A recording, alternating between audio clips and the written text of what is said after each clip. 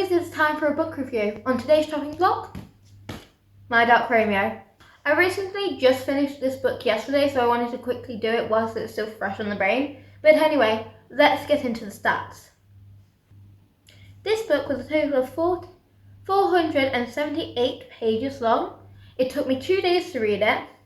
I would give on a spice rating, I would give it about a 3 to 4. Out of a person rating, 4 out of 5. And this book is not appropriate for people under the age of 18. Let's get into the general review. First off, my note is, the way the genres are described in this, no. I'd like to rearrange this. So the original ones are romance, dark romance, enemies to lovers, dark, contemporary romance, fantasy, and billionaire romance, adult fiction. First off, let's get rid of the fantasy. There is no fantasy in this book. This is just a dark romance book with a billionaire. Second of all, I think if you're mentioning enemies to lovers on there, the age gap should be on there because that is a +10 age gap relationship, which is quite a fairly big one. And honestly, that's the only real changes I would make to that, but I feel like it should be clarified. Now let's go on to the book as a whole. Personally, I love the title My Dark Romeo. The main character is called Romeo. Set from the start was very Romeo Juliet core, very much so. Like I could feel the influence from Shakespeare in the beginning with like the marriage, the one mistake, it tore people apart, the enemies to lovers hold of it. But personally, as the book continued, I was getting more Beauty and the Beast. Our main character loves books. She, from one of the main servants in the house, was gifted a rose that was supposed to last 6 months, and as it went on, it was slowly losing petals. Does that plotline seem familiar to anyone else? I don't know. The petals of Beauty and the Beast rose falling off whilst the Beast was falling in love, and not the fact that she directly said in the book, and I quote, I forgot, beasts are not born, they are made. I wonder what this sounds familiar to. Goddamn Beauty and the Beast. I swear to God, how many times I was reading this, I was just like, this is just Beauty and the Beast, except from she's kind of not locked in a castle. But yeah, no, this entire time, I was like, it's getting less Romeo and Juliet and more Beauty and the Beast. Like, the final thing was, the final rose petal has fallen off. The guy was poisoned on his deathbed and confessed his love. And, he awoke, they remained together, and they were in love. Does that sound like anything else to anyone else? Honestly, from an expectation point of view, it's not what I expected it to be, but honestly, I loved it. The book isn't like high quality, highbrow reading. I never expected it to be. It's a dark romance book called My Dark Romeo. I was not expecting some literary genius, but I was really well surprised with how much I really enjoyed this, because normally for a book of this size and page length, it would take me a good 3 to 4 days to read it. The fact that I read it in 2 is a testament to how well I like this book. Also, the way I would describe reading this is kind of like, you know when you're reading an internet novel and you're like, it's not the best, it's not the worst, but it's so hooking. It's like a K-drama. It's just, there's so many dramatic plot points in here that I'm just like, I need to know more. Please tell me more. And honestly, I love the characters. But let's get into them more. Our main character, our female lead if you will, is Dallas Townsend.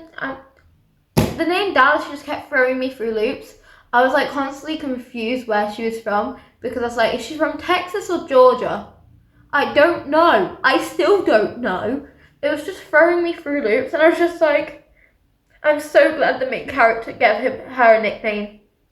Her nickname, FYI, is Shortbread, which is adorable, because when they first met, he was sat at a table and he thought she was going to speak to her or something. She went over purposely to try and speak to him so she could have a piece of shortbread, which I respect. That shortbread was baked by the late Queen's former baker chef that she loved or something.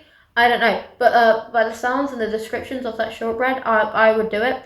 It is also the reason why she ended up kissing the guy because he was like, meet me in the rose garden. Yet again, the rose garden. Beauty and the Beast. It's just Beauty and the Beast, but the main character is called Romeo. But anyway, the guy kind of just like, we can have a rendezvous in the rose garden. It's like, no, I don't know. And it's like, I'll bring shortbread. It's like, yeah, I'll come. Just like, girl has her priorities straight. There are two things she constantly loves throughout this, which are books and food. And that's it. And I honestly respect it. And she like has the shortbread, kisses him. It goes a bit more than kissing. And then he kind of gets revealed to everyone at the party. And he's just like, I planned this, but I'm secret, pretending, oh, I love her. And I planned this so we could be together. In reality, he did plan that, but it was to steal her away from his fiance. Steal her away from her fiance, who is his rival, who had paid off his ex-fiance to gather information on his business and his secrets. That's it. See, that was a mouthful. I kind of need like a whiteboard to discuss the different relationships.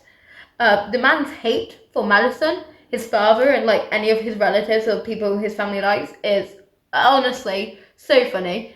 He deserves to be emotionally repressed, but he could have gone to therapy like multiple times. This man is 31. He could have gone therapy so many different times. Like, don't even get me started. He's just like so emotionally broken that he has the same meal, breakfast, lunch, and dinner every single day of the week practically, unless he's dining out, and that he has to eat every 4 hours.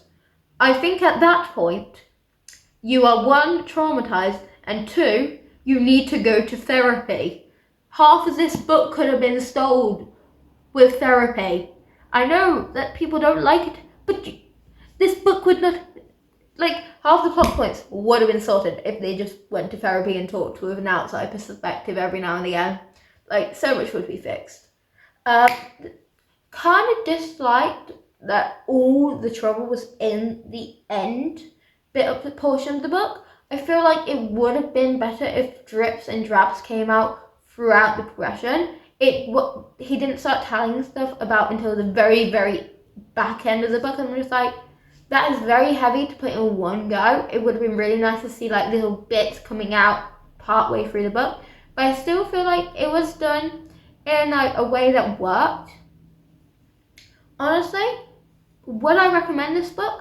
Yeah, I would recommend it. I really enjoyed reading this.